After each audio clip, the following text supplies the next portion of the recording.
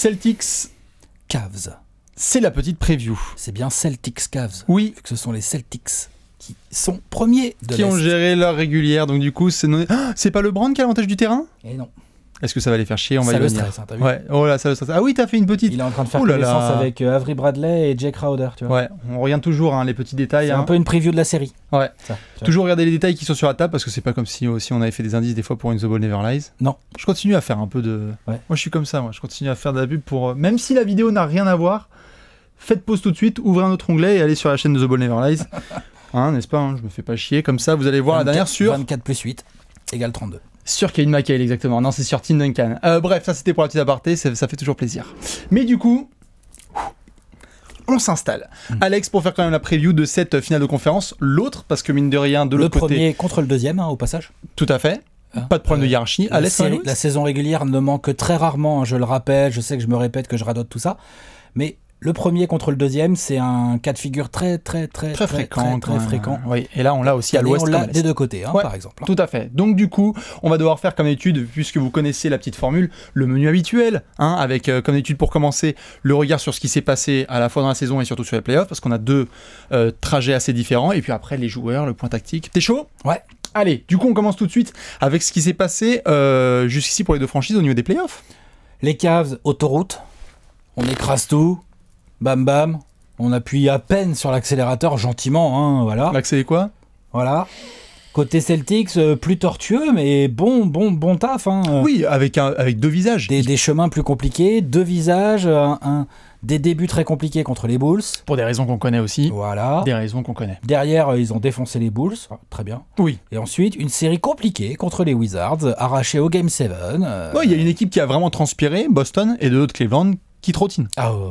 Donc là, c'est vraiment pas du tout les mêmes profils. Cleveland qui a géré, puisque j'allonge un petit peu, Cleveland qui a géré tranquillou son sweep des Pacers, on en avait parlé en 100 et en 1000, alors que là, je vois, tu t'occupes bien de Jay Crowder et Avery Bradley, c'est ça? Voilà. Rest in peace. Vous en faites pas, on va faire le pronostic à la fin. Mais juste pour continuer sur les Cavs, après, ils ont sweepé les Raptors, c'était pas forcément le score qu'on attendait, hein? C'était pas, on n'avait pas vu 4-0. Non, moi je croyais que les Raptors allaient beaucoup mieux résister que ça. Ils ont. D'ailleurs, dans les commentaires, j'avais pas vu trop de 4-0. J'avais vu beaucoup de 4-2 ou 4-1. Ils ont explosé en vol. LeBron, complètement injouable depuis le début des playoffs, faut quand même le dire. Il fait probablement, là, sur ces 8 matchs, il fait ses 8 meilleurs matchs de playoffs à la suite. À la suite, c'est sûr, il fait sa plus grosse série de playoffs, c'est sûr et certain. Là, il est absolument fou et ils ont pas de problème de santé, donc Cleveland, tout va bien. Ses partenaires sont bons, mais sans plus, mais lui, il est monstrueux. Ouais, ils se sont quand même bien reconcentrés, hein, je trouve, là, sur. Mais ils sont là, ils sont sérieux. Hein. Ouais, ils font le boulot. Ils n'ont pas besoin forcément non plus de step up tant que ça. Hein. Non, c'est clair. Et du coup, en saison régulière, 3-1 pour Cleveland. Oui. Bon, t'as géré. Le seul match que Boston gagne, il n'y a pas Kevin Love qui était blessé, on s'en souvient, hein, à peu près en début d'année. Donc c'était en mars, si je dis pas de bêtises, c'était une victoire de Boston à la maison. Mais derrière, pour ceux qui s'en souviennent, parce que c'est le plus récent et notamment on avait fait un overtime dessus, Boston avait accueilli Cleveland le 5 avril, c'était pour la bataille de la première place, et Cleveland avait roulé sur les Celtics. Vénère, c'était un match de LeBron où il avait juste pissé sur le trèfle. Donc 3-1. C'est ça? Oui. À peu près, je crois. Et sur les débuts de saison, je crois que les matchs, pareil, c'était pas non plus extrêmement serré, mais tu sens qu'il y a quand même un avantage chez Cleveland. Non, voilà, après, Boston va pouvoir, on va en parler, mais va pouvoir démarrer la série à la maison par 2 matchs. TD Garden, on a vu que c'était quand même une belle salle. C'est l'un des meilleurs 6e hommes de la Ligue. De la Ligue, bien sûr. Hein. Ouais. Après, bon, on peut discuter, c'est très subjectif, mais...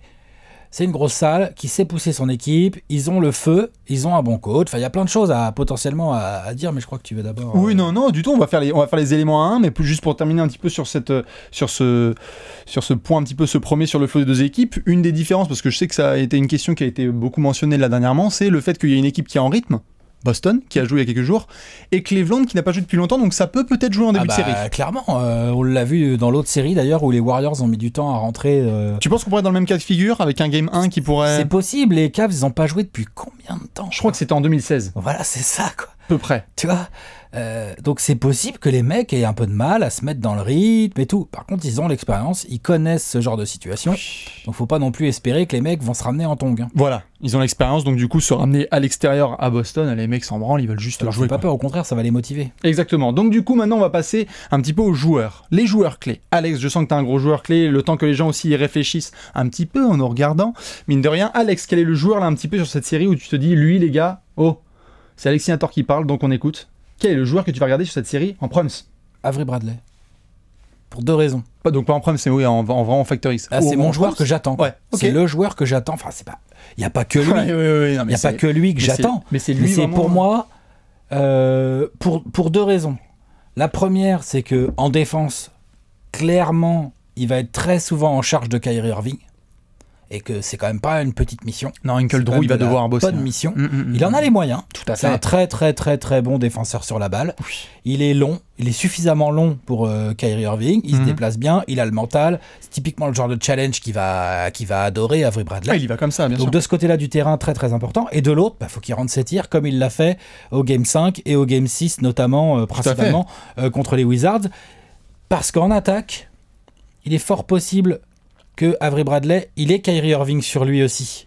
Parce que je vois pas où ils vont mettre Kyrie Irving un peu sur Isaiah, mais ils vont lui mettre du Schumpert, ils vont lui mettre du Gérard. C'est clair. Ils vont même lui mettre peut-être du LeBron, j'en sais rien, on s'en fout. Ah oui, ils vont lui mettre ce qu'ils veulent. Mais en tout cas, Avery Bradley va avoir des spots et Avery Bradley va devoir rentrer ses tirs, va devoir être agressif. Donc pour moi, c'est un joueur qui peut vraiment faire des énormes différences pour Boston ou contre Boston, dans le sens où s'il n'est pas dedans parce qu'en plus c'est un joueur, là pour rebondir un peu là-dessus, c'est un joueur dont on avait déjà parlé et t'avais déjà parlé, je crois que c'était la série contre Chicago où t'avais dit c'était n'importe quoi, et c'est vrai que c'était le cas sur le début de série. Il n'était pas du tout agressif, il prenait que des jump shots et il les rentrait pas, et dès qu'il a commencé à être plus agressif, tout de suite Boston, comme par hasard, il a été plus agressif, il a mis plus de points, puis après les shoots se sont mis à rentrer.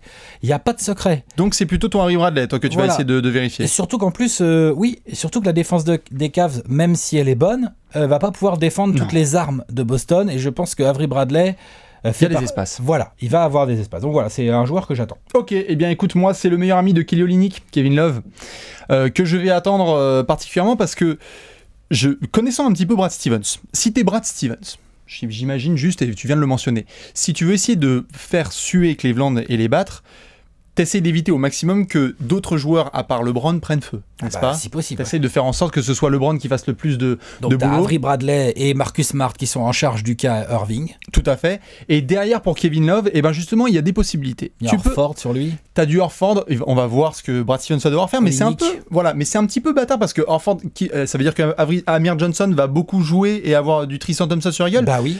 Et donc du coup, moi personnellement, c'est ce que j'essaierais de faire, ouais. Mais donc du coup, pour le rebond quoi, pour mettre Amir Johnson et Tristan à la bataille au rebond, pour essayer de le bloquer au rebond. Mais donc du coup sur Kevin Love, ce qui m'intéresse, c'est que vu que c'est un joueur qui peut écarter le terrain, si tu peux vraiment écarter, s'il est agressif et qu'il rentre ses shoots et que donc il fait sortir Horford non seulement offensivement mais surtout non seulement défensivement mais surtout offensivement, tu peux te retrouver avec des lignes de pénétration pour nos LeBron et pour nos Kyrie qui sont énormes. Alors que si Kevin Love n'est pas bon, tu vois, sur cette série-là, bon, j'essaie de voir. C'est un facteur important. Surtout qu'en plus, et je termine là-dessus, les déclarations de Tyronn Lue ont été claires. Sur les 2 premières rounds, ils n'ont pas eu trop besoin de Kevin Love. Là, il veut vraiment le mettre en avant. Bah là, ils en ont besoin. Ils en ont besoin. C'est évident. C'est clair. La défense extérieure de Boston, c'est quand même fort. Ouais. Donc, t'as besoin d'un Kevin Love pour leur faire mal. T'as un gros kéké. D'ailleurs, on lui fait plein de bisous. Si vous avez des joueurs très important pour vous, parce qu'on les a pas mentionnés, mais bon, bien évidemment, Isaiah Thomas, il va falloir qu'il fasse une énorme série. Alors Ford, Kyrie, Ford, Marcus Smart, s'il peut rentrer ses tirs, c'est bien. Enfin, tu vois, Gérard, évidemment, tout à Boston, c'est un collectif, c'est toujours dur de sortir un joueur. C'est ça. Maintenant, le petit point tactico-tactique. Hashtag Didier Deschamps. Alex,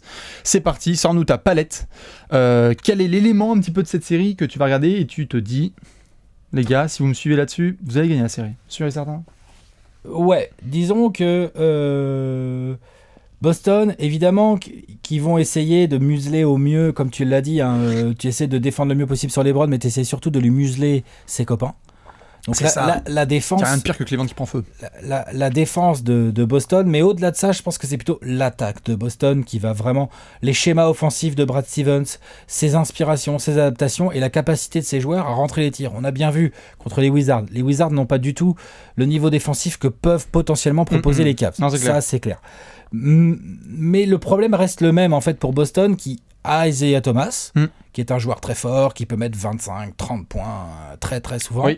Mais tu as besoin des points des autres. Ça va scorer dans cette série. Hein. Je pense que c'est possible. Moi, je pense que ça va scorer. Moins peut-être que la précédente. Parce que un peu moins, parce que quand même, Wizards, ça défend vraiment pas terrible des fois.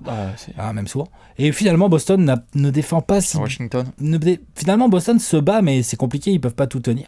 Donc, l'attaque, les choix, comme si Isaiah Thomas joue en mode je fais 10 passes par match, j'implique mes coéquipiers et que les shoots rentrent, c'est très bien pour Boston. Non, c'est clair. Sauf que ça va demander une grosse osmose collective, ça va demander à ce que tout le monde soit concentré. Je parlais d'Avril Bradley tout à l'heure, mais on peut dire la même chose pour Smart, pour Crowder, pour Jalen Brown, pour Horford, Kelly Olynyk, enfin bref, voilà. Le collectif offensif de Boston, pour moi, c'est une des clés de cette série. La discipline offensive, c'est ça vraiment sur ce Stevens implique. Être bien dedans, pas s'énerver, être dans ton match offensivement. Ils l'ont été sur le Game 7 d'ailleurs. Oui. Ils l'ont été sur le Game 7 quand ils battent Washington, ils sont disciplinés comme il faut et derrière les résultats sont là. Sauf que là, il y a LeBron, Kyrie, Kevin Love. Pas la même chose. Channing Frye qui va rentrer des tirs. Tu vois, il y a du monde en face, ça va vachement répondre en attaque. Donc, ils ne battront pas Cleveland juste en défendant bien. Il va falloir scorer. Malheureusement, il va falloir scorer. Et bien du coup, moi, en parlant de scoring, justement, Alex, je me demande si Boston ne devrait pas faire en sorte que cette série se joue sur un rythme rapide. J'aimerais bien qu'il les fasse galoper un petit peu. Je crois pas que tu puisses battre Cleveland sur demi-terrain. Je crois pas. Que ce soit défensivement ou offensivement, on est d'accord. Je pense pas que tu puisses les battre. Dès qu'ils sont installés, les mecs, ils connaissent leur rotation, etc. Si je suis Boston, ils ont un joueur incroyable. LeBron James sur demi-terrain. Qu'est-ce qu'il va faire, Jake Crowder? Tu vois, c'est compliqué. C'est ça. J'aimerais bien voir si Boston, qui a des jambes peut-être un peu plus lourdes parce qu'ils ont joué plus de matchs, mais bon, ça va. On est d'accord, ils sont plus jeunes. Oui, et puis ça va. Ils arrivent quand même à jouer rapidement. Ils ont des joueurs à leur dans la tête. Voilà, mais donc alors Ford peut faire galoper Kevin Love, on est d'accord? Oui, grave. Tu peux faire galoper tous les autres, même Kyrie, tu peux le suer. Je pense qu'il y a vraiment, si je suis Boston, j'essaie de faire en sorte que les vieux de Cleveland puissent un petit peu être essoufflés malgré leur repos. Le banc aussi, tu vois, les Deron Williams. Fais courir Corver, fais courir Deron. Fais courir Channing Frye. Tu vois, va falloir qu'ils utilisent leur jeunesse, leur Jalen Brown, leur Isaiah Thomas, même Olynyk qui galope en fait. Tu peux tout à fait avec Olynyk. Même Amir Johnson est assez mobile. Ils sont mobiles. Boston, c'est très mobile. Et ça m'intéresse parce que bon, même s'ils ont essayé un petit peu plus de la jouer demi-terrain contre Washington, parce que là par contre on l'a vu contre Washington, c'était mieux pour eux. Tu peux pas jouer vite contre Washington. Donc c'est compliqué. Mais tu peux contre Cleveland. Ils ont des joueurs hyper rapides. C'est ça. Je pense qu'effectivement, t'as pas tort. La mobilité, le rythme de jeu, c'est intéressant pour Boston. On verra ce que ça va donner sur cette série. On est très sur Boston, on n'est pas inquiet pour Cleveland. On arrive bien évidemment. On est beaucoup sur Boston, mais on va y venir par la suite. Là, maintenant, on a envie, franchement, faut le dire. Moi, je m'en fous, c'est pas une question d'être fan ou quoi, mais moi, j'ai envie que les Cavs se fassent un peu accrocher. Sur le pronostic, on va y venir après, mais bien évidemment, il n'y a pas de haters, parce qu'on sait que vous êtes très actifs sur les petites étiquettes. D'ailleurs, comme vous avez vu, on a eu totalement raison, puisque sur l'overtime du Game 7, on avait dit que Washington... On avait dit Wizards. On a dit que Washington irait, mais c'est parce que vraiment, on était des haters. N'est-ce pas? Allez, donc du coup, Alex, tu le sais, là, c'est la dernière petite séquence, on va devoir faire le pronostic. Ouais. Pronostic, est-ce que t'es chaud? Et balancez tous vos pronostics, bien évidemment, dans les coms pour revenir 2 semaines après et dire tu vois, je t'avais dit que Boston gagnerait 4-1. Moi, je vais te dire 4-2. Pour Boston? Non. Okay. Pour les Cavs. Il m'a eu. Je pense que malheureusement, je vois bien les Cavs en gagner un des 2 premiers à Boston. Je les vois bien gagner. Je les vois bien à 3-1. Match 5 à Boston, 3-2. Ils terminent à Boston? Non, mais non. Ils n'ont pas l'avantage du terrain. 4-2 tout à fait. Ils n'ont pas l'avantage du terrain, les Cavs. Pardon, c'est moi. Donc, match 5 à Boston, ce qui permet à Boston de revenir à 3-2. Et match 6, ça termine à Cleveland. Je vois un 4-2 pour les Cavs. Ce qui en soit... après, il faudra voir la physionomie des matchs. Oui. On sait qu'ils ont en Isaiah Thomas un joueur monstrueux dans le clutch time et dans le 4e quart. Oui, donc ça, j'aime bien parce qu'en cas de match serré, tu peux éventuellement espérer qu'Isaiah Thomas va te débloquer des trucs. Oui. Sauf qu'en face, en termes de clutchitude, il y a des gros clients. Il y a quand même Kyrie Irving qui... En termes de clutchitude, Kyrie Irving, c'est un garçon très sérieux. Et puis LeBron James. Et puis LeBron. Et puis LeBron, pour les gens qui pensent encore qu'il n'est pas clutch, malheureusement, il va falloir revenir. On est en 2017. Voilà, c'est ça. Donc on arrête avec LeBron n'est pas clutch, puisque le mec met des tollés à tout le monde depuis. Voilà. Mais voilà, donc 4-2. Je vois bien Boston résister fièrement. Je pense qu'en termes de talent, ils sont clairement inférieurs. Je pense que, de toute façon, toute équipe qui n'a pas LeBron James est inférieure aux Cavs presque en termes de talent, à part peut-être les Warriors. Ou au basketball, juste au basketball. Voilà. Et donc, Boston va devoir faire valoir son collectif, mais ils vont se battre. Ils ont faim. Ils ont la match-up du coach. Je les vois en gagner 2. Alors, le match-up du coach, ils l'ont, mais tellement. D'accord. Après, contre LeBron James, la match-up du coach, ça fait pas tout. Le problème, c'est que tu as 2 coachs dans l'équipe. Voilà. Ou même un seul, mais qui est bon. Ok, 4-2. 4-2 pour les Cavs. Très bien. Eh bien, je pars sur 4-1. Oh, je suis méchant. Non, c'est juste que, en fait, je me dis que même si les mecs, tu vois, sont dans cette position-là à 3-1, LeBron, tu lui laisses pas la possibilité de finir, en fait. Parce que le mec, il est tellement en mission, là, que j'ai un petit peu peur pour Boston que ce soit trop compliqué. Je leur en donne un, pas forcément à Boston, peut-être qu'ils vont être à 2-0 à Cleveland et qu'ils vont en gagner un là-bas. Ouais. C'est possible, c'est une équipe pareille qui n'a pas peur de se déplacer, donc ils peuvent. C'est une équipe qui n'a pas peur, Boston. Ils ont montré là qu'ils ont du mental. Ils ont pu gagner à Chicago, ils n'ont pas gagné à Washington, mais ils ont fait le taf quand même à Chicago. Je leur donne un match, voilà. Donc après, je sais qu'il y en a qui ont mis 4-0. J'ai eu beaucoup de 4-0, mais je crois pas au. Tu crois au 12-0 de Cleveland en conférence Est? Il y aurait deux équipes en finale qui auraient fait 2 sweeps. Ouais. Oh. On va y venir après parce que ça y est, il commence à me taquiner sur les Spurs. Je mets un petit taquin. On va y venir. Teaser, on va y venir. C'est du taquinage, hein, les fans des Spurs. Non, c'est clair. Par contre. Vu qu'on a pas mal tabassé Boston, je dois juste finir, Alex, quand même sur 2 choses. Non seulement la base, c'est que tu nous as notre petit t-shirt Just Do It. Just Do It. Ça, c'est le placement pub bien dégueulasse. Voilà. Non, mais même, j'adorerais parce que j'adore ce joueur. Et puis en plus, il est une grosse série là. Putain, en plus, avec ses playoffs. Qui nous casse du Kyrie Irving. Non, c'est clair. 2, là. Et puis aussi, la bise à toute la Celtics Nation parce que mine de rien, les mecs, lundi, Game 7 remporté à la maison. Mardi, premier choix de draft. Et mercredi, premier match à la maison contre les champions en titre. Si vous bandez, vous voyez des gens en hélicobit, c'est qu'ils sont probablement fans de Boston. Ils sont en train déjà de tailler la statue de Danny Ainge dans le marbre. J'ai cru que t'allais dire autre chose avec tailler, c'est pas avec Danny Ainge, oui, pourquoi pas en main. Bon, dans tous les cas, on vous fait bien évidemment la bise, balancez tout au pronostic et puis nous on se retrouve ce soir pour le Game 1. Bon courage aux Celtics. Ciao.